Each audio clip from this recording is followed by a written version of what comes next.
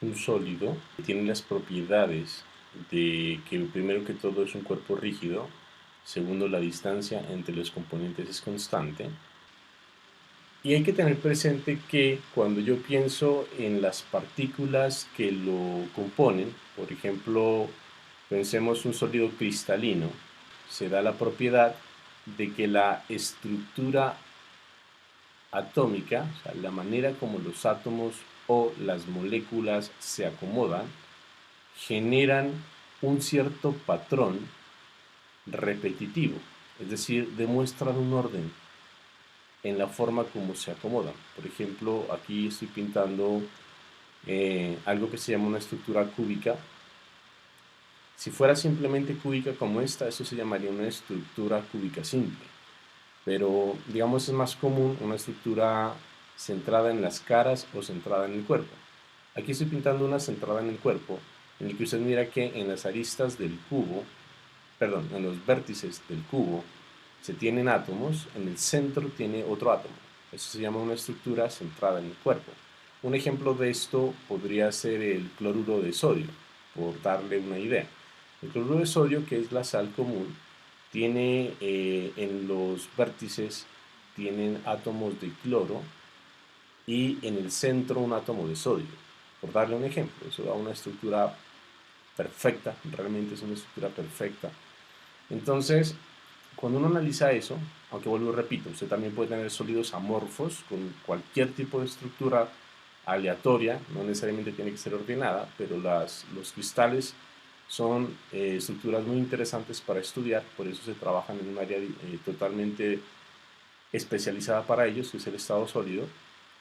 Y entonces lo que uno aprende inicialmente es a analizar su comportamiento, asumiendo esa rigidez, asumiendo que esos átomos se encuentran siempre en ese mismo estado de posición. Pero después tenemos que comenzar a generalizar el problema, porque así siempre abordamos todo en la física, comenzamos con ciertas situaciones particulares y luego las vamos complicando, vamos adicionando cada vez más situaciones que asemejen el problema a la realidad. Y algo que sí es real es que los átomos, a pesar de que esto es un sólido, a pesar de que esto es rígido, a pesar de que yo estoy diciendo que la distancia entre componentes es constante, realmente lo que debo decir es que la distancia promedio entre componentes es constante. O sea que aquí debe ir, digamos, algo así, la distancia promedio entre esas componentes se mantiene constante. ¿Por qué? Porque es que hay algo que uno considera y se considera ya en la termodinámica, es que los átomos siempre se encuentran oscilando en torno a la posición de equilibrio. Y eso es porque ellos sienten fuerzas de repulsión, fuerzas de atracción, energía térmica, etcétera, etcétera, etcétera, debido a su vecindad. Es decir, ellos no están aislados. Ellos de alguna manera sienten las interacciones debido a sus vecinos cercanos, que normalmente son apreciables para primeros vecinos, segundos vecinos y tal vez hasta terceros vecinos. Cuando hablamos de eso me refiero a distancia, ¿no? Los primeros vecinos son los que están más cerca. Por ejemplo, para el que está aquí en el centro, sus primeros vecinos serían los que se encuentran en los vértices del cubo. Entonces, esa distancia relativa es la que va a permanecer constante, porque ellos van a estar vibrando, van a estar oscilando. Son precisamente esa posibilidad de modificar su posición de equilibrio la que va a permitir que haya propagación de ondas en los sólidos. Entonces, si uno piensa en ellos, por ejemplo, yo voy a analizar el caso de una barra, pero los resultados que obtenga son totalmente generales para los sólidos, la experiencia demuestra que así es, sino que dada la geometría que yo pueda considerar para la misma, pues hace que las cosas sean, ¿cómo decirlo?, más fácil de abordar y más fácil de entender, aunque el planteamiento es totalmente genérico. Entonces, la cuestión es que una barra, pues si bien está constituida por un gran número de átomos y moléculas, nosotros la podemos modelar en la física clásica como si se tratase simplemente de un objeto continuo, no vamos a pensar en la discretización de la misma. Y si yo la tengo inicialmente así, por ejemplo, ahí estaba tranquila, sin ser perturbada, yo puedo generar una fuerza sobre la misma, aunque aquí estoy siendo muy exagerado, pero es para que se entienda la idea. Yo puedo generar, por ejemplo, apoyar mi mano o apoyar mi peso sobre la barra, aplicando una fuerza F, con la cual yo la deformo. Aparece una deformación y luego, bueno, voy a hacerlo aquí abajo por espacio. La barra, cuando dejo de realizar la fuerza, vuelve otra vez a encontrarse en posición normal. Es decir, debió aparecer cuando, bueno, seamos un poquito más precisos en el dibujo. Me refiero a que la fuerza F es la fuerza que yo hago sobre la barra para deformarla. Pero entonces, cuando dejo de hacer la fuerza, debe aparecer internamente, debido a sus propiedades, algo que llamamos una fuerza recuperadora, que es la que hace que esa barra vuelva otra vez a su forma original. Digamos, esto viene así, luego viene así y luego viene así. Hay que tener presente que las condiciones de fuerza recuperadora que nosotros vamos a incluir en nuestros problemas son situaciones similares a lo que veíamos en el caso de un resorte con las fuerzas de Hooke. Cuando usted tiene un resorte, la fuerza de Hooke, que es la fuerza que uno aplica para que el resorte se estire, pero que si usted la deja de aplicar, él vuelve a recuperarse. Esa es una fuerza recuperadora. Recuperarse es volver a su estado natural. Son fuerzas lineales, es decir, son fuerzas que en magnitud no son tan grandes como para que usted pueda generar un daño estructural. Ahí aplica la ley de Hooke. Si usted ya genera fuerzas demasiado grandes, la ley de Hooke no juega, porque ya usted tendría que considerar problemas de no linealidad.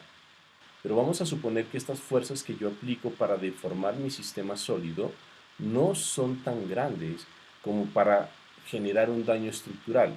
Es decir, como para que cuando las quite, el sistema no vuelva a la normalidad. Eso es lo que vamos a hacer. Tenemos esa idea. Tengo un sólido, al sólido le aplico una fuerza tal que cuando él vuelve a su situación normal, la forma se ha recuperado. Y hay que tener presente otra cuestión con los sólidos, que las ondas que nosotros generemos en ellos van a ser en general de dos tipos, y las dos formas las vamos a estudiar. Usted puede formar ondas que sean transversales, como las de la cuerda. La onda longitudinal también juega un papel importante, por ejemplo, cuando usted tiene propagación de sonido. El sonido se propaga, sabemos, por el aire, pero también se puede propagar por medio de los materiales. Es claro entonces que las fuerzas recuperadoras realmente se deben al hecho de que los átomos y las moléculas que conforman el material, estos siempre van a querer volver a su posición de equilibrio. Por eso les decía esa importancia de tener presente la parte constitutiva de los medios materiales, porque es que si ellos realmente fueran del todo rígidos y si realmente la distancia entre ellos fuera constante como nosotros lo suponíamos en física 1, en mecánica, entonces realmente no habría una propagación de ondas, porque pues usted no podría modificar su estado natural. Si usted le aplicara una fuerza, pues esta cosa no se deformaría, si eso fuera cierto. Pero, como les estoy diciendo, que ellos realmente tienen es una posición de equilibrio, pero siempre van a estar fluctuando en torno a esa posición de equilibrio, me refiero a los átomos y las moléculas. Entonces, esa distancia solo puedo decir que es constante en promedio, porque va a haber una modificación de la misma. Y al haber esa modificación de la misma, es que yo puedo, entonces, ejercer una fuerza sobre el sistema como un todo y modificar su forma estructural mientras esté ejerciendo la fuerza. Cuando la fuerza deja de ejercerse, entonces aparece esa fuerza recuperadora que simplemente es, digamos, una manera de promediar la situación en la que todos los átomos y las moléculas van a querer volver a esa posición que es una posición natural. Eso es en resumen, digamos, en esta parte que vamos a trabajar aquí. ¿Cómo va a ser el modelo? Las ondas longitudinales son independientes de las transversales y la otra sería lo inverso, ¿no? Las ondas transversales son independientes de las longitudinales. Me explico. Esto es porque si yo considerara un sistema en el que se generen las dos formas de onda, que eso es muy común realmente, entonces podría o debería haber superposición de ondas. Y cuando hay superposición de ondas, como veremos más adelante, se va a generar efectos de interferencia, que puede ser interferencia constructiva o puede ser interferencia destructiva, similar a lo que se analizó en el caso de los movimientos oscilatorios, lo que implicaría que el problema en forma general es mucho más complicado. Entonces nosotros vamos a asumir simplemente nuestro modelo considerando que o tenemos ondas longitudinales o tenemos ondas transversales. Y vamos a comenzar con las ondas longitudinales. Entonces, para el estudio de estas ondas longitudinales vamos a considerar el siguiente sistema. Y evidentemente él es continuo, no es que aquí haya un sólido diferente o que yo le esté quitando una sección, nada que ver. Simplemente es un sólido, tiene una cierta longitud, tiene un inicio, un sistema de referencia, por ejemplo, imaginen que el eje X crece en esta dirección, y entonces aquí supongamos que se encuentra el cero. Imaginemos que yo tengo para este sólido en este punto aquí, vamos a llamarlo un punto A y un punto B, que me generan ese ancho inicial que tengo ahí. Tengo A y tengo B. Ese es mi sólido. Entonces, solamente estoy considerando son esta región del sólido, que es la que yo voy a pensar que se quiere perturbar. Imagine que entonces usted golpea el sólido de este lado. Por ejemplo, suponga que tiene un martillo. Con el martillo golpea esta región, aplicando una cierta fuerza, llamémosla F. Es una fuerza que usted aplicó. Lo que genera entonces es una perturbación del sistema, la cual se va a propagar en todo el material. Cuando la propagación llega hasta el elemento que nosotros estamos considerando, este elemento se ve perturbado de forma que va a cambiar su posición y respecto a la posición inicial se va a mover. Entonces, respecto a la posición que se tenía inicialmente, este elemento se desplaza hacia la derecha debido a la perturbación que se generó. Y se genera, digamos, se desplaza ahora hacia la posición B, de tal forma que ha habido un cambio de posición. Lo que sucede aquí es que esa perturbación que se propaga a través de todo el material, realmente lo que está originando es una, digámoslo en este sentido, transferencia de momentum y evidentemente de energía. Y es claro que la transferencia de ese momentum se está propagando hacia la derecha. Llamemos ese momentum P. Hay otra cuestión que no consideré de entrada y va a ser lo mismo para las ondas longitudinales como para las ondas transversales, y es que el medio debe ser un medio elástico. Voy a colocar esa pequeña nota aquí y ya explico por qué. Que el medio tiene que ser elástico para que las fuerzas recuperadoras vuelvan el material a su situación inicial y para que la energía y el momentum no se pierdan a través del mismo. Porque si llega a ocurrir eso, no habría propagación de onda y tendríamos entonces lo que llamamos, el caso contrario al medio elástico, es un medio inelástico. Y un ejemplo de eso es la plastilina. Y el caso contrario es lo que llamamos un medio inelástico o simplemente plástico. En un medio inelástico no podríamos tener estas consideraciones porque simplemente no aparecerían fuerzas recuperadoras y la perturbación al final de cuentas termina perdiéndose en el material, no se va a propagar en forma de onda, sino que termina transformándose en otras formas de energía. Aquí se va a generar algo que complica un poco más la situación. Como nuestro sistema no es rígido del todo, cuando yo perturbe mi sistema, no solamente voy a modificar la posición de este segmento que tenía aquí, sino que también se puede modificar su ancho. Dado el hecho de que los átomos y moléculas tienen una distancia relativa entre ellos que puede modificarse, ya que el promedio es el que mantiene constante. Eso quiere decir que esta separación que teníamos aquí, que es el delta X, cuando el extremo izquierdo llega a donde está el punto B, el extremo derecho, lo que uno esperaría es que llegue hacia el otro delta X.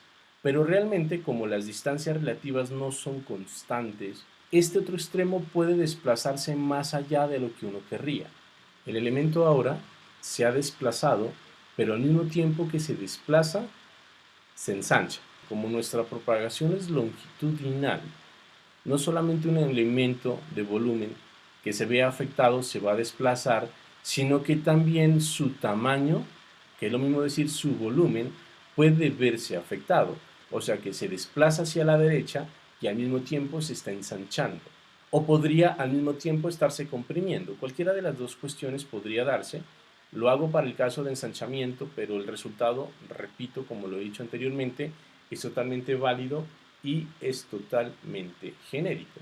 Entonces tenemos que considerar que en mi perturbación tengo una perturbación en la posición y tengo una perturbación en el ensanchamiento del elemento que estoy considerando. Tenga presente que en esta dirección viaja la onda. Quiere decir que ella va a llevar una velocidad que en forma general ya hemos aprendido que mientras el medio sea constante y homogéneo, la velocidad es constante y eso se sigue aplicando para cualquier tipo de onda independientemente del medio en el que se esté propagando. Y yo tengo que la perturbación, que es la onda, como es longitudinal, ella también se va a estar moviendo en esta dirección. Aquí tendríamos la función de onda.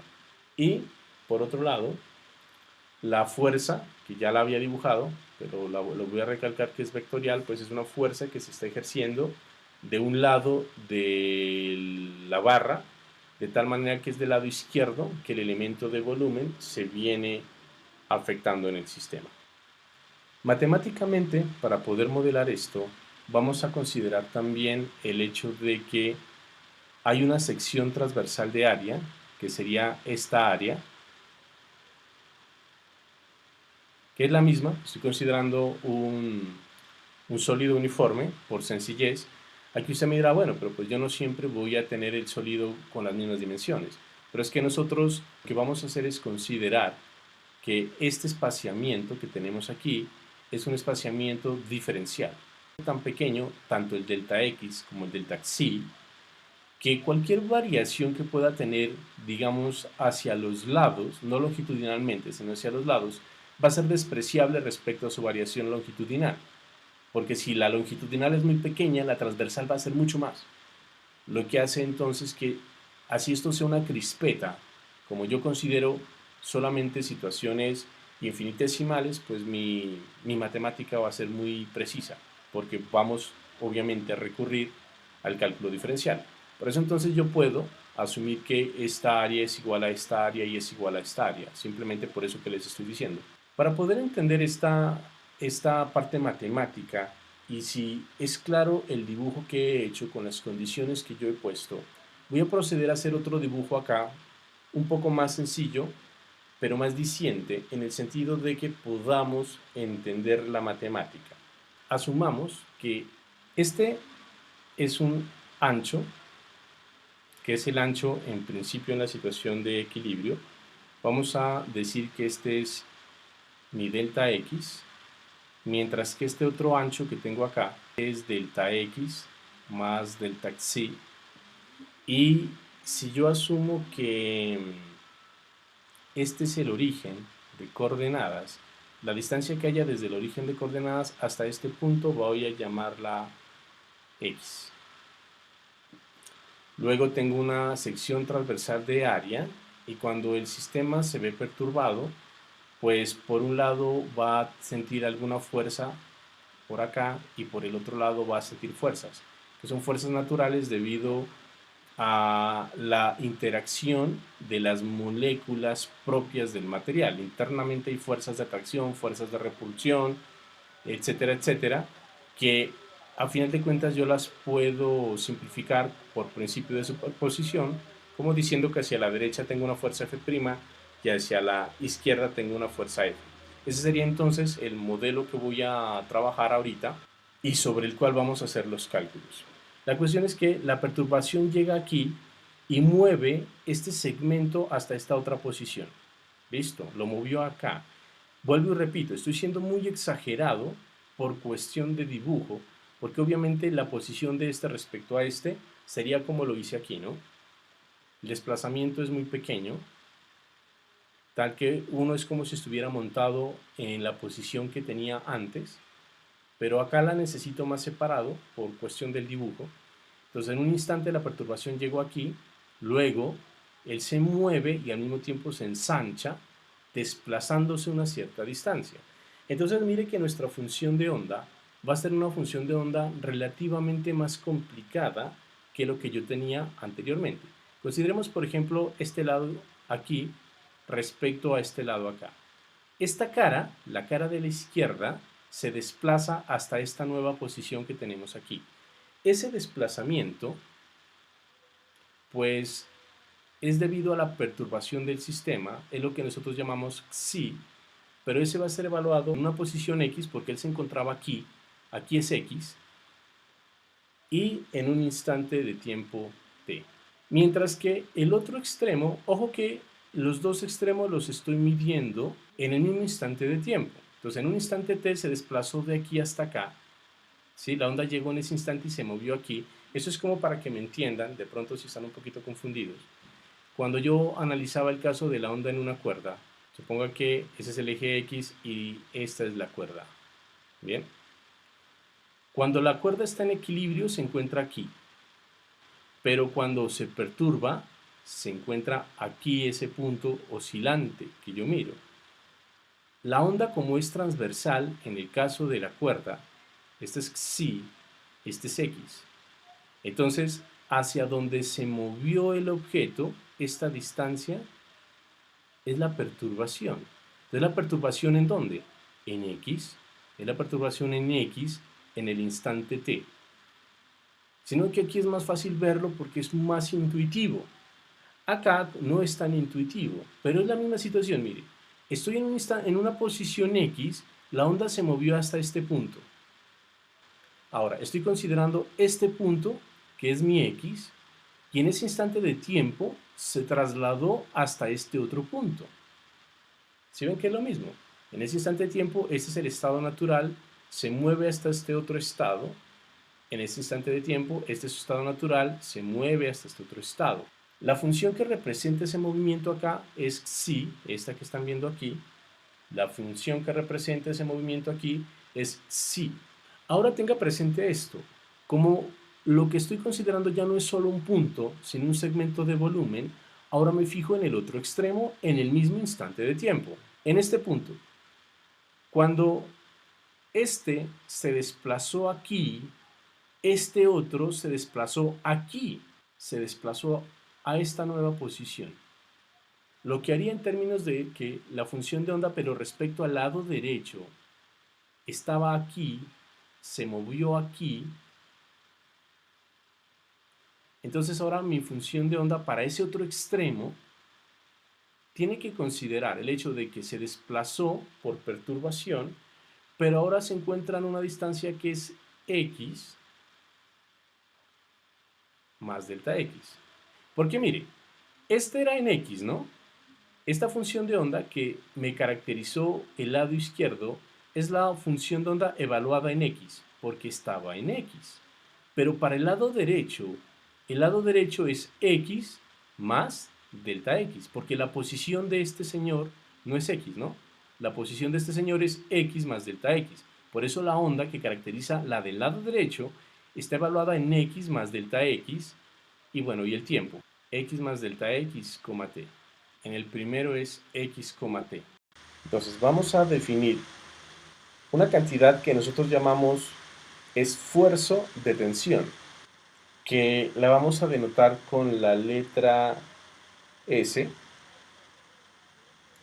Es una cantidad característica de un sólido que se está viendo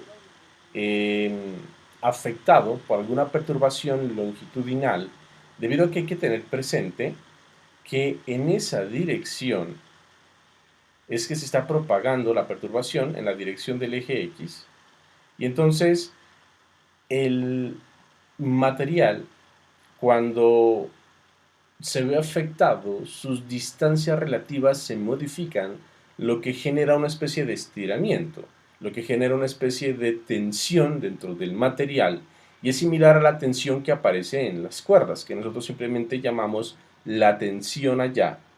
Aquí vamos a hablar en términos de un esfuerzo, porque realmente esta cantidad vamos a ver que tiene unidades de presión, porque usted lo que está teniendo es una fuerza que está modificando al sistema. Dado el hecho de que usted aplica una fuerza aquí, la perturbación que generó se propaga en una dirección. Entonces el sistema, por un lado, la perturbación hace que él quiera estirarse hacia el lado de la perturbación, pero del otro extremo, las moléculas o átomos que lo constituyen jalan o hacen fuerza también para que el sistema vuelva a su posición de equilibrio. Entonces usted tiene una serie de fuerzas de un lado y del otro que no son iguales, realmente en general no necesariamente son iguales, dada la situación de la complejidad del sistema, y al mismo tiempo esa fuerza está siendo generada sobre una sección transversal de área. Y eso pues nos lleva intuitivamente al concepto de presión. La definición para el esfuerzo es muy sencilla. Viene siendo igual a fuerza por unidad de área. Siendo F la fuerza que esté sintiéndose en un punto determinado. Por ejemplo, si considero esta sección de área, pues sería esta fuerza. Si considero esta sección de área, sería esta otra fuerza. Entonces, a eso es lo que nosotros llamamos esfuerzo de tensión. Evidentemente tiene unidades de presión, aunque no estoy diciendo en sí o no lo estoy llamando presión, porque es un poquito más complejo la condición, o un poco más compleja la definición, en el sentido de que propiamente no estoy diciendo que aquí yo estoy ejerciendo una fuerza. ¿Ok? Es la perturbación que está modificando al sistema y se comporta en un promedio como si hiciera una fuerza. Por eso simplemente se definió esto como un esfuerzo y no en sí propiamente con una presión. Por otro lado, consideremos lo que tendría que ver con la deformación. Entonces, recuerde que la función de onda me describe cómo es la perturbación en el sistema. Por ejemplo, voy a considerarla en este punto X. Cuando me muevo hasta X más delta X, yo tengo esta función de onda aquí. Pero cuando considero el otro extremo, mi función de onda está siendo evaluada en un punto diferente, y creo que eso es claro. La cuestión aquí es que la función de onda también sufre una modificación, porque a pesar de que la estoy evaluando en el mismo tiempo, se está evaluando en dos posiciones diferentes. Y eso hace entonces que en términos de esa variación yo considere lo que llamamos una deformación. Entonces, la deformación aquí de este sistema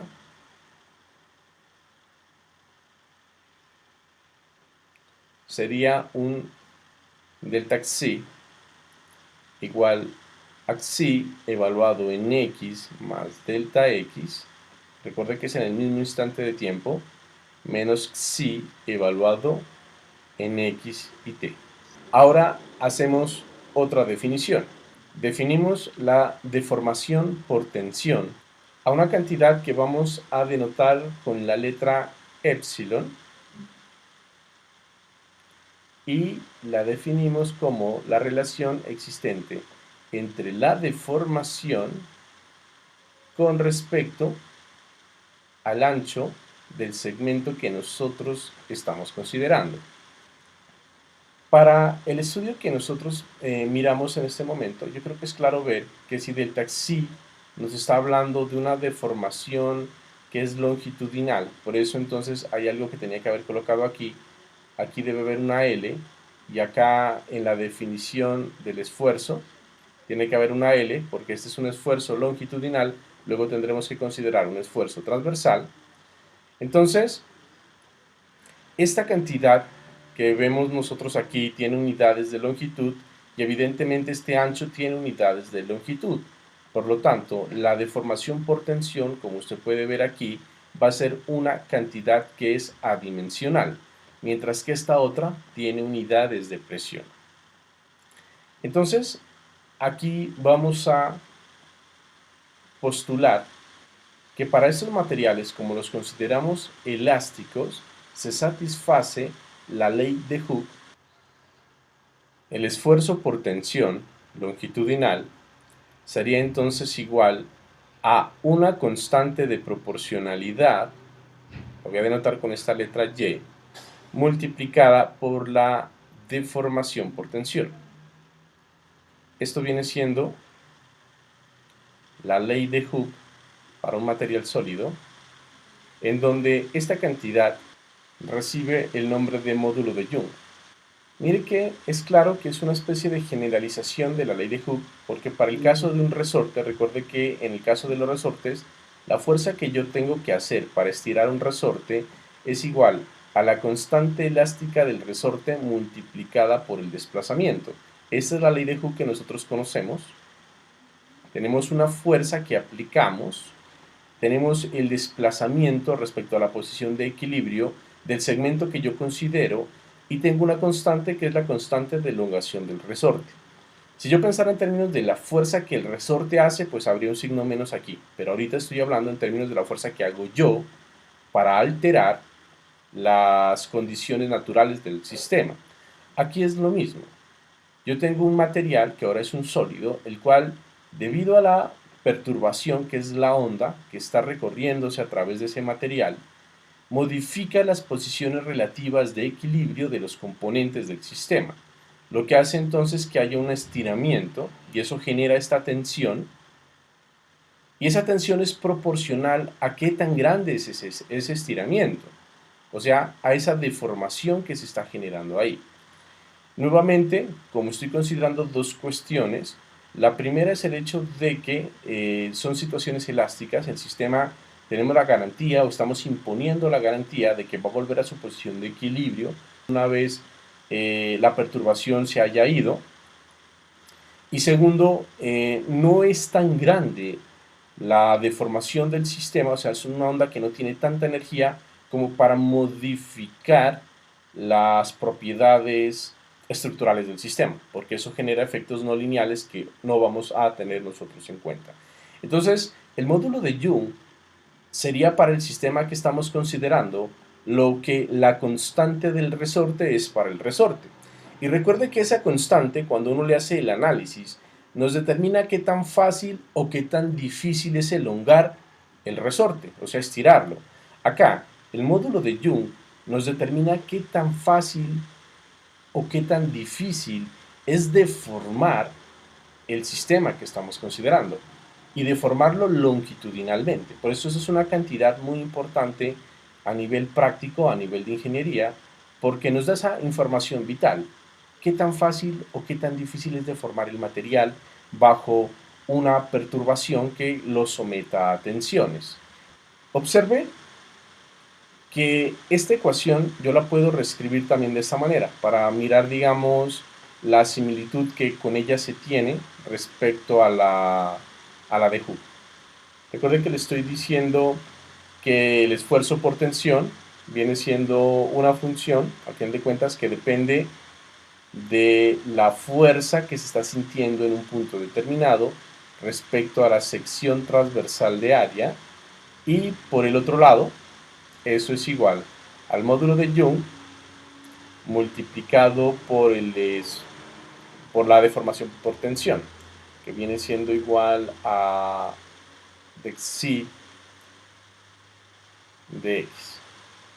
Entonces uno mira aquí, por ejemplo, que está la fuerza, aquí está la fuerza, aquí tenemos una función que caracteriza una forma de desplazamiento, acá tenemos el desplazamiento, sino que evidentemente son cantidades que están siendo divididas o multiplicadas por otras cantidades, pero en su forma funcional vienen siendo muy similares. Por eso a esta seguimos diciendo que es la ley de Joule. Volviendo al dibujo, y ahorita sí considerando las fuerzas, tenemos presente que por ahora, como miramos un cierto ancho, y lo estoy considerando de esta manera, como deltas, e inicialmente no considero, no estoy considerando que sea infinitésimo, eso el paso al límite lo vamos a llevar ahora. Entonces yo tengo una fuerza por un lado y tengo una fuerza por el otro lado. Evidentemente ese segmento, cuando está siendo estirado, está sintiendo una fuerza total F' menos F, esto es igual a F evaluado en X más delta X, en un instante t de tiempo, menos F evaluado en X, en el mismo instante de tiempo. Y esto al mismo tiempo, por segunda ley de Newton, pues viene siendo igual a la masa por la aceleración, ¿no? Voy a escribir aceleración así por ahora, que sería la aceleración de ese segmento de volumen, que luego la voy a expresar en términos de la perturbación. Ya vamos a ver por qué. Entonces, recordemos algo, me parece importante recordarlo para que veamos a qué aceleración me refiero. Recuerden que cuando veíamos la onda en la cuerda, que siempre he dicho es más fácil tenerla de referencia, cuando este punto P, que se encuentra inicialmente en equilibrio, se ve perturbado por la onda, cuando ésta ha llegado a donde él se encuentra, él sufre un desplazamiento. Si yo tengo presente que la onda se está moviendo en esta dirección, para el caso de esto que es una onda transversal, recuerde que el punto se mueve perpendicularmente a la dirección de movimiento de la onda. Entonces, al haber un movimiento, este punto tiene un desplazamiento que es psi, pero también a partir de ese desplazamiento, recuerde que veíamos que hay una velocidad a la que él se mueve, que es una velocidad que llamábamos v sub p. Y luego de esa velocidad, aquí aparecería una aceleración, que es la de ese punto, porque ese punto, recuerde que se mueve hasta este máximo y luego regresa a su punto de equilibrio. Para que se mueva, si él llevaba una velocidad, tiene que frenarse o detenerse aquí para volver al punto de equilibrio. Que al frenarse y volver a moverse, él se está acelerando. Por eso tenemos aceleraciones y tenemos velocidades. ¿Pero de quién? De este punto. Y recuerde que esta velocidad es la derivada de esta función y esta aceleración es la derivada de esta función. Entonces, desde esta perspectiva, yo puedo decir que la aceleración de ese punto P era la derivada segunda de la función de onda respecto al tiempo. De manera análoga, entonces, si yo considero el hecho de que en mi sistema, como este segmento, pensando en términos de un punto, que sería su centro de masa, entonces, el centro de masa estaba aquí y luego se desplazó hasta acá para generar esta perturbación, esta distancia que estoy viendo aquí. Bueno, realmente sería un sí más algo, ¿no? Pero no importa, es para que me entiendan. Aquí hay una distancia entre este punto y este punto en términos de centro de masa. Entonces, él llega hasta este máximo, por ejemplo, y para detenerse, pues tiene que acelerarse negativamente y luego tiene que devolverse al otro extremo, que para comenzar ese movimiento tiene que acelerarse positivamente en dirección contraria. Entonces, tenemos una aceleración. Tenemos una velocidad porque este punto se desplaza de aquí hasta aquí y se desplaza a una cierta velocidad y luego va a devolverse a una cierta velocidad, que no necesariamente es la velocidad con la que la onda se está moviendo. La misma situación que tenemos acá. Tenemos una velocidad de propagación de la onda y una velocidad con la que está siendo perturbado un oscilador. Hay dos velocidades diferentes. Aquí viene siendo lo mismo. Entonces acá, esta sería esa aceleración. Aquí miremos entonces dos cuestiones. Coloquémosle un pero. Por un lado, sabemos que la aceleración, de acuerdo a lo que acabo de decir, es la derivada segunda de xi con respecto a t2. Y por el otro lado, nosotros sabemos que el material, por ser un sistema con una estructura definida, tener un volumen y tener una cantidad de masa, pues va a poseer una cierta densidad. Y la densidad, por definición, sabemos que es la masa con respecto al volumen. El volumen nosotros lo vamos a determinar pues simplemente por el volumen que tendría el sistema en su situación natural, sin verse perturbado. Y en este caso pues sería el segmento transversal de área multiplicado por el ancho que tiene ese segmento. Entonces nos quedaría esto de esta manera. Esto viene siendo al mismo tiempo igual a la masa multiplicado por A por delta X. De donde creo que es evidente que la masa viene siendo igual a la densidad por A por delta X. Aquí tendríamos la masa del sistema y esta ecuación la vamos a reemplazar aquí. Por el otro lado, acá tenemos un F' menos F. Ese F' menos F definiría pues simplemente un delta de fuerza. Pero si nosotros hacemos tender el delta X a 0, pues simplemente lo vamos a cambiar por un diferencial. Porque recuerde que el hecho de que lo hagamos tender a 0 no quiere decir que sea 0. Simplemente lo volvemos un diferencial y esto con el fin de poder aplicar las técnicas de cálculo diferencial que ya todos conocemos. Entonces, habiendo dicho todo esto, pues simplemente reescribamos nuestra ecuación. Entonces, por un lado tendríamos diferencial de f, porque al hacer delta x tender a 0, este hace que este otro se vuelva un diferencial. Entonces df viene siendo igual a la masa, pero la masa nos quedaría como la densidad por el área, por el diferencial de x, multiplicando a la aceleración, que sería de 2 psi de t2.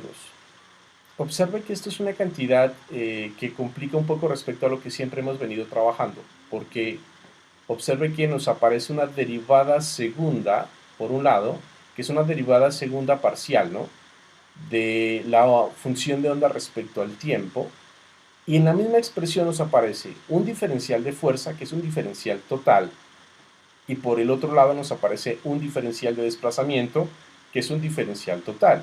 Y tengo en una misma expresión una combinación de diferenciales totales con diferenciales parciales, y cada diferencial pues afectando a una función diferente por cada caso.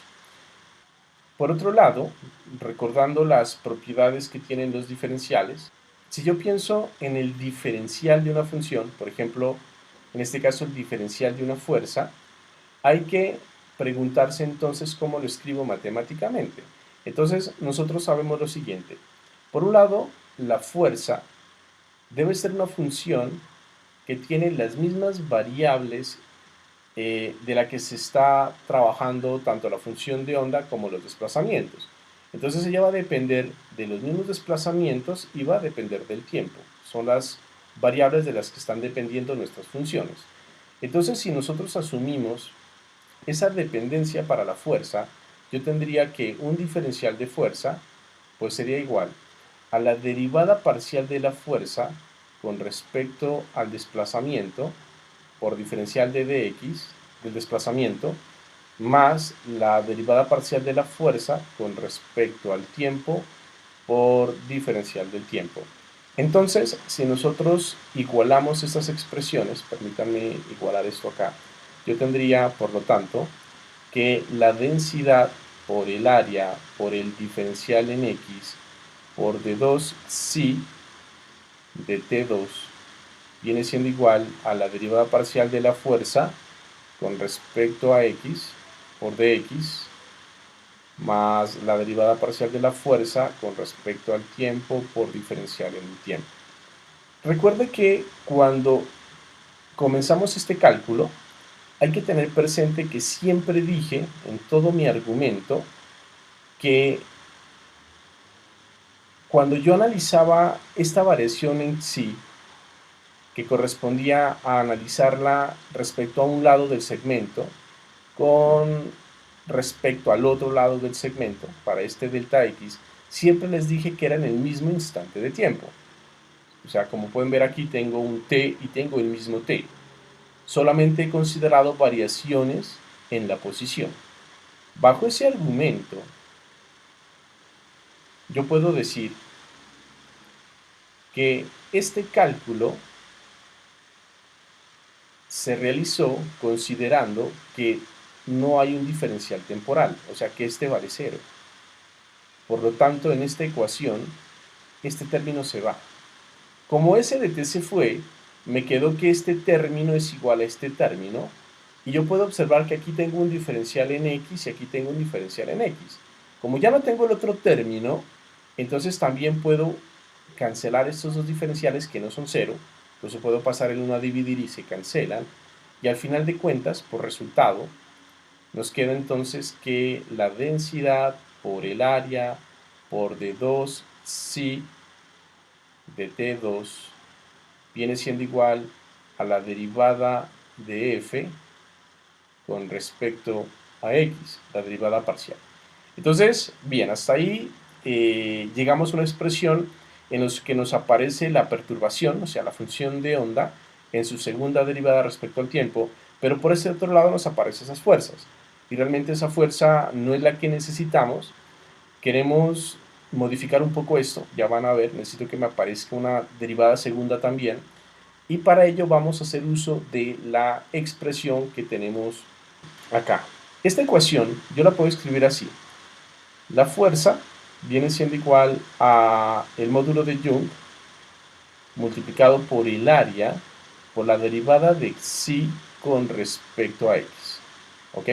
Entonces, esta expresión me la voy a llevar allá abajo y puedo escribir aquí entonces que como la fuerza viene siendo igual a eso, entonces mire que si yo calculo la derivada parcial de esta fuerza con respecto a x, que es la que aparece en esta ecuación que tengo acá, entonces esto viene siendo igual, el módulo de Young es constante, es un material homogéneo, recuerden eso, ¿no? Si no fuera homogéneo realmente no lo sería, pero siempre hemos partido del hecho de que los materiales que analizamos son homogéneos. La sección transversal pues viene siendo constante porque también estamos considerando diferenciales y por lo tanto cuando yo derive esta fuerza, estos constantes, solamente me queda la derivada del término que aparece en diferencial de x respecto a x. Eso me daría entonces una derivada segunda. Derivada segunda de x con respecto a x2. Y esto vamos a reemplazarlo en esta ecuación que tenemos acá. Por lo tanto, ¿qué tendríamos? Que la densidad por el área por d2 psi con respecto al tiempo viene siendo igual al módulo de Young multiplicado por el área multiplicado por la derivada segunda de psi con respecto a x2. Es claro que las áreas se van a cancelar y entonces yo puedo escribir esta ecuación de la siguiente manera. La derivada segunda de psi con respecto al tiempo. Este del lado derecho lo voy a pasar al lado izquierdo, o sea, me quedaría un menos, y la densidad que multiplica la paso a dividir, quedándome entonces el módulo de Young sobre la densidad del material, hagámoslo de esta manera, multiplicando a la derivada segunda de psi con respecto a x2. Y esto viene siendo igual a 0. Y esta ecuación se parece a algo. Vamos a recordar lo siguiente, pero cuando nosotros analizamos la definición de la onda, llegábamos a lo que era la ecuación de onda. Como la ecuación de onda entonces se puede expresar de cualquiera de estas dos maneras, nosotros en clases anteriores vimos esta forma de expresarla, que es totalmente válida a esta forma de expresión, usted simplemente hace álgebra, Me quedo con esta forma porque la puedo comparar directamente con esta otra. Es claro que esto entonces es la ecuación de onda para la onda que se está propagando a través del medio sólido, siendo esta una onda longitudinal. Pero tan importante como esto es que por comparación de las dos expresiones me doy cuenta entonces que puedo conocer la velocidad a la cual se propaga la onda conociendo su módulo de Young y la densidad del material. Entonces yo puedo deducir, por lo tanto, haciendo la comparación respectiva, que la velocidad con la cual la onda se está propagando a través del medio longitudinal sería la raíz cuadrada del módulo de Young dividido la densidad del material. O sea que observe que la velocidad de propagación depende exclusivamente de las propiedades del material. Depende del módulo de Young, que es una propiedad del material, y depende de la densidad del material, que evidentemente viene siendo lo mismo. Hasta aquí entonces hemos calculado la velocidad de propagación de una onda que se propaga longitudinalmente a través de un medio material. Recuerde que eso es totalmente general, a pesar de que el cálculo geométricamente lo hicimos basados en un cilindro. Recuerde que al final de cuentas hicimos tender todo a cero esos anchos, lo que hace que independientemente de la forma real que hubiera tenido este objeto, el resultado sea totalmente válido. Así que tuvimos una expresión general para la velocidad de una onda longitudinal propagándose a través de un medio material. Y evidentemente obtuvimos esta velocidad a partir de la ecuación de onda que se tiene para el mismo. Y probamos pues precisamente que esta perturbación es una onda. Luego, cuando comenzamos el estudio de esta parte, recuerde que yo les decía que podía tener tanto ondas longitudinales como ondas transversales, lo que viene entonces a tener que realizar nuevamente todo este cálculo, pero para ondas transversales. Es decir, vamos a considerar cómo se vería afectado un medio material por el cual viaja una onda, pero ahora de forma transversal, similar a lo que se tenía para una onda en una cuerda. Esa va a ser nuestra premisa, que quiere decir que la dirección de propagación de la onda va a ser diferente a la dirección en la que el material se ve afectado. Ahora van a ser mutuamente perpendiculares. Y recordemos que estamos todavía en ondas en sólidos, lo que serían ondas transversales propagándose a través de un medio sólido. Entonces nuestro sistema a estudiar, como pueden observar, viene siendo el mismo cilindro que teníamos para el caso longitudinal. La perturbación va a venir propagándose de izquierda hacia la derecha, pero ahora ella lo va a afectar transversalmente, lo que quiere decir que este segmento no se va a mover hacia la derecha, como lo habíamos dibujado en el caso anterior, sino que él va a subir y va a bajar. Y como en el caso anterior, no solamente se va a desplazar respecto a esta posición de equilibrio, sino que al mismo tiempo se va a ensanchar, al igual que en el caso anterior. Y eso debemos considerarlo en este dibujo. Tenemos en este esquema el material sin perturbación. La onda se propaga de izquierda hacia derecha, o sea que yo asumo que mi onda estaría propagándose con una cierta velocidad v, que es la velocidad de propagación de la onda, y tenga presente que esta es un vector, ¿no? Aquí voy a ser más explícito, porque ella se propaga en la dirección del eje X. Quería decir que tiene una magnitud en dirección Y,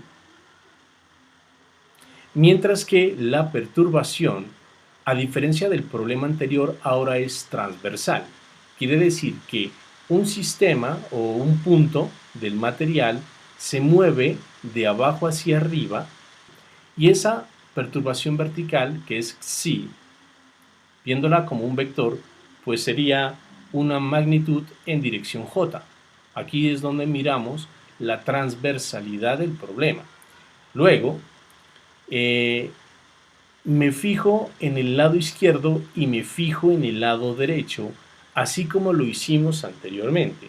Y hay que tener presente que del lado izquierdo se evalúa en un punto X, por ejemplo, aquí estoy diciendo que lo estoy evaluando en X, mientras que en este otro extremo yo tendría X más un delta X, siendo delta X este espaciamiento, el ancho de la sección del material que yo estoy considerando.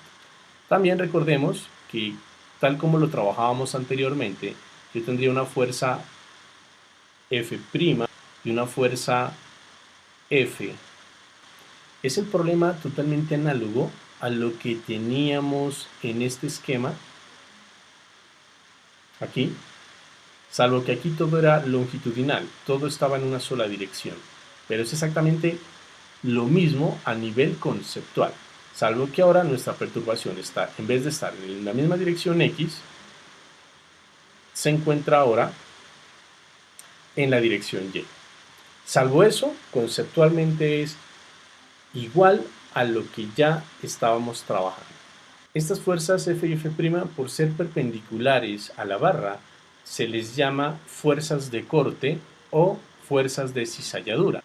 Las fuerzas de cizalladura uno las mira, por ejemplo, en este caso, si usted tiene un libro, imagine que usted pone su libro en la palma de su mano y con la otra palma lo sujeta de la parte contraria a la parte de donde lo tenía con la primera palma. O sea, es como si pues, fuera a poner sus dos palmas como para orar, pero entre las dos palmas tiene al libro. Entonces imagine que con la mano izquierda usted empuja hacia usted, hacia su persona, y con la derecha empuja contraria a su persona. Entonces usted tiene dos fuerzas que son, supongamos que son iguales pero opuestas. Lo que pasa con el libro es que va a sufrir una deformación de este estilo, ¿no? Si yo tengo inicialmente mi libro, imaginemos que es así. Entonces usted puso su mano arriba y empujó hacia acá, y puso su mano hacia abajo y empujó en esta dirección. Entonces uno tendría que el libro se deforma así. Entonces a eso se le dice cizallar.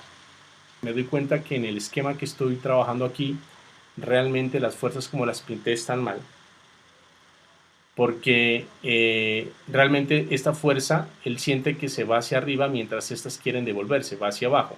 Para que sean de cizalladura, tenían que ser así, que son transversales a la longitud natural del sistema.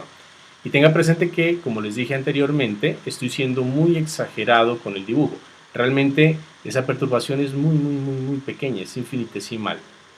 Procedamos a definir unas cantidades similares en términos de esfuerzo y en términos de deformación para definir un coeficiente.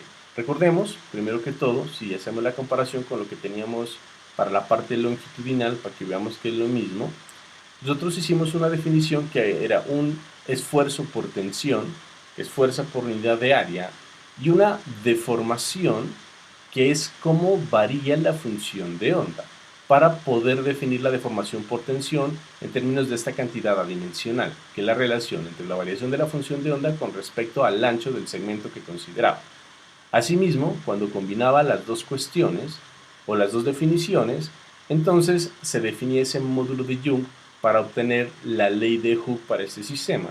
Vamos a hacer algo análogo, pero pues para el sistema que analizamos ahorita no vamos a considerar un esfuerzo por tensión, sino un esfuerzo por cizalladura o por corte, porque ahorita no estamos alando, tensionando al sistema como en este caso, sino que lo vamos a estar afectando tangencialmente, lo que es hacer un esfuerzo por cizalladura, o también se le conoce por corte. Es como si usted quisiera cortarlo, ¿no? Es como si estuviera pasando una especie de cuchillo por aquí y un cuchillo por acá, y es como si lo fuera a cortar. Simplemente es una analogía para que entienda por qué se llama esfuerzo por corte. Entonces hagamos esas definiciones. El esfuerzo por corte o cizallamiento lo definimos de forma similar a como definimos el esfuerzo por tensión. Vamos a tener la S, así simbolizábamos el otro esfuerzo, pero el otro era con un subíndice L, porque era longitudinal. Este lo vamos a llamar S sub C, porque es un esfuerzo por corte, y se define análogamente la fuerza por unidad de área. Note que es interesante que a pesar de que tiene unidades de presión, porque usted sabe que fuerza por unidad de área es una presión, tenga presente que aquí no podríamos decir, como en el otro caso, que es explícitamente una presión, porque recuerde que la definición de presión es la fuerza perpendicular a una cierta área con respecto al valor de esa área. Entonces, cuando uno define presión, es cuando usted hace una fuerza que sea perpendicular al valor del área. Recuerde que aquí las fuerzas no son perpendiculares al área, las fuerzas son tangenciales al área. O sea que esto, por definición, no es presión, mas, sin embargo, tiene la forma y tiene las unidades. Por eso le llamamos esfuerzos, no es presión propiamente. La deformación por corte o cizallamiento la vamos a definir de esta manera, pero voy a hacer todo ese cálculo de una vez para no ser tan explícito como lo hice anteriormente porque ya lo había hecho. Entonces, esa deformación, que es deformación por corte, sería el límite cuando delta x tiende a 0 de delta xi sobre delta x. Esto viene siendo igual al límite cuando delta x tiende a 0. Delta xi, pues usted sabe que es xi evaluado en x más delta x en un instante t menos xi evaluado en x en ese mismo instante, todo esto sobre delta x. Y evidentemente eso es la definición de la derivada, lo que hace entonces que esa deformación por corte pues simplemente sea la derivada de xi con respecto a x. Y evidentemente, como estamos tratando con sistemas que son lineales y que responden elásticamente a las perturbaciones, pues se debe estar satisfaciendo la ley de Hooke. El factor de proporcionalidad lo vamos a denotar con una letra S. La voy a escribir de esta manera para distinguirla de esta otra S, porque en la literatura pues lo denotan con S, al módulo de Young lo denotan con Y. Entonces suele ser un poquito tedioso el estar distinguiendo entre las dos S, y a este lo vamos a llamar el módulo de corte, y es el análogo al módulo de Young. Como nota, podemos decir que la experiencia siempre nos demuestra lo siguiente: el módulo de Young siempre es mayor que el módulo de corte. ¿Eso qué quiere decir? Que es mucho más fácil perturbar, afectar o deformar a un sólido transversalmente que longitudinalmente. Y usted lo observa, ¿no? Por ejemplo, coja una barra, supongamos una barra metálica con un grosor que le permite a usted modificar su forma de manera relativamente sencilla, sin tener, digamos, que tener algún aparato para poder afectarla. Puede ser, por ejemplo, un gancho de ropa metálico. Entonces, imagine que usted lo quiere deformar. Si usted lo deforma transversalmente, por ejemplo, lo dobla a la mitad, es maleable, ¿no? Es fácil deformarlo. Evidentemente esa deformación está siendo caracterizada por el módulo de corte, pero suponga que usted, en vez de doblarlo, lo quiere estirar, sino que ahí sí es mucho más difícil, ¿no? Es más, usted ni siquiera nota que lo esté estirando. Primero se le resbala la mano a través del cable antes de que lo estire, porque ese módulo que lo está caracterizando, que es el de Young, pues es mucho más apreciable. Apliquemos ahora la segunda ley de Newton. La fuerza, en este caso es una fuerza infinitesimal. Recuerden que el de X es muy pequeño, entonces la variación de la fuerza va a ser muy pequeña. De una vez la sumo infinitesimal. Como el de X es pequeño, pues su masa es pequeña, o sea que tengo un diferencial de masa por la aceleración a la cual se esté moviendo ese segmento, que en este caso, recuerde que el segmento, volvamos al dibujo, es este que tengo aquí. Entonces él sube y luego va a volver a bajar. Esa aceleración no es la de la onda, ¿no? La onda no se acelera, la onda viaja a velocidad constante. Es este punto que sube y baja, igual a como les mencionaba en el caso longitudinal.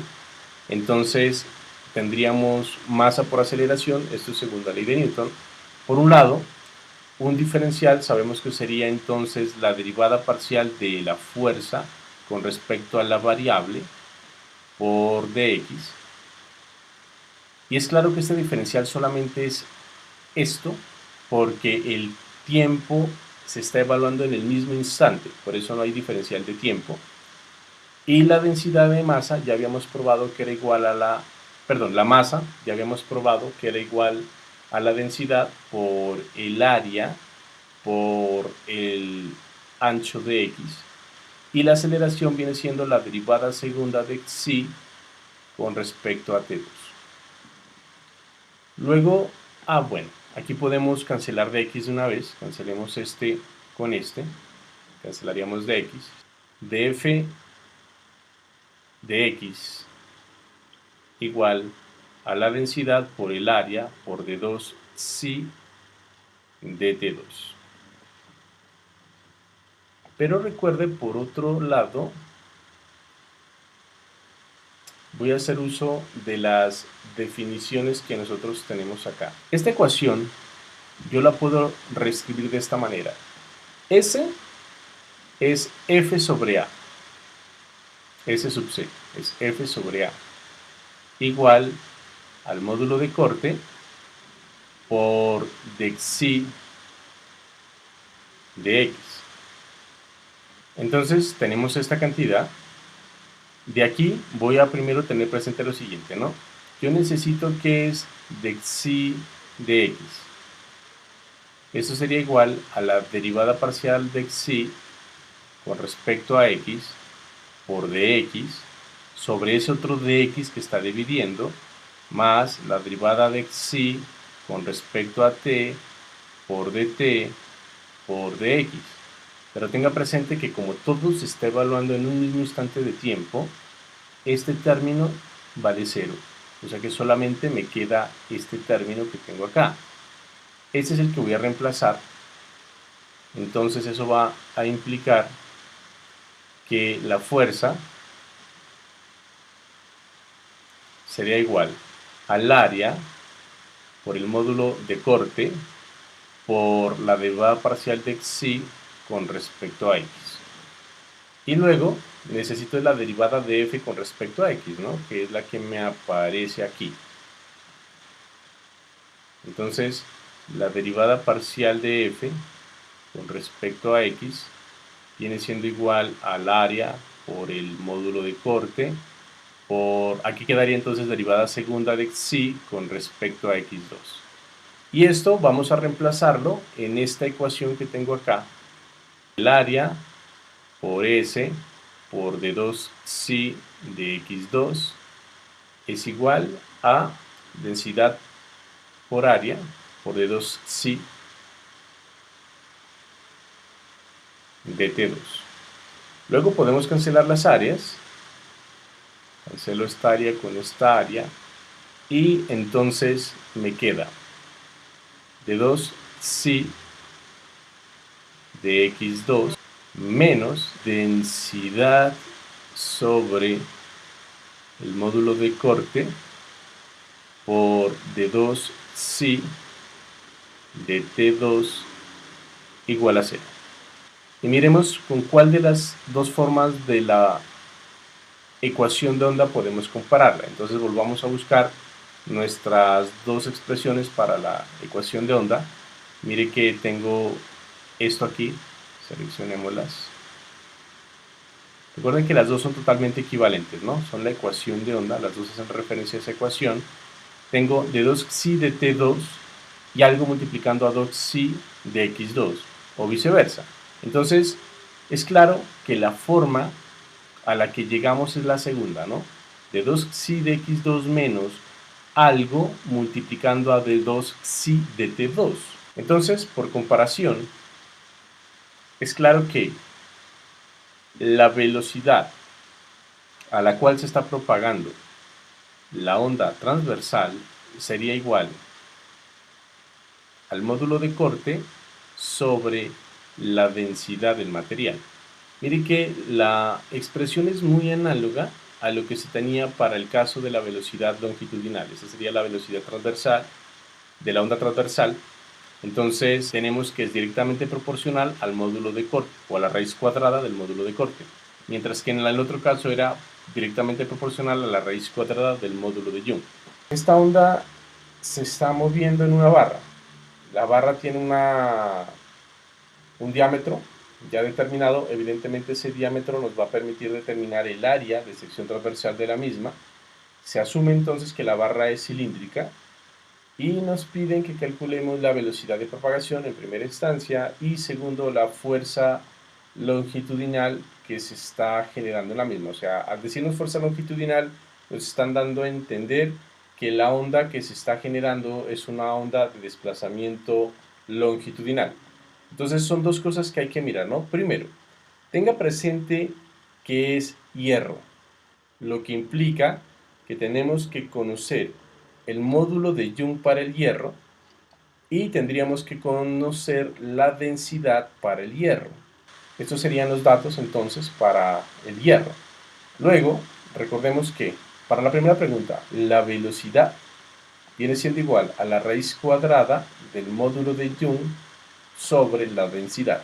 O sea que simplemente es cuestión de reemplazar esos datos. Cuando usted reemplaza esos datos, puede probar que la velocidad es de 5.189 metros por segundo. Nos piden la amplitud de la fuerza total longitudinal sobre la barra. O sea, eso sería la fuerza máxima, ¿no? La fuerza viene siendo igual al módulo de Young por el área por dxi de x. Mire que el módulo de Young lo tenemos porque es hierro. El área la tenemos porque nos están dando el diámetro y dxi de x lo tenemos porque nos están dando la forma de xi. Voy a copiar xi acá. Recuerde que xi me están diciendo que es igual a 100 por seno de 3x menos 1556 veces t. Y esto está dado en centímetros.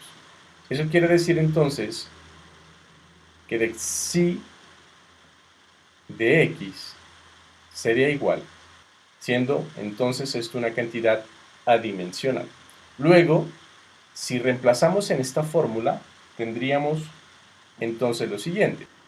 Luego, resolviendo todo esto, haciendo el cálculo numérico, esto nos va a dar entonces 1.24 por 10 a la 11 newton.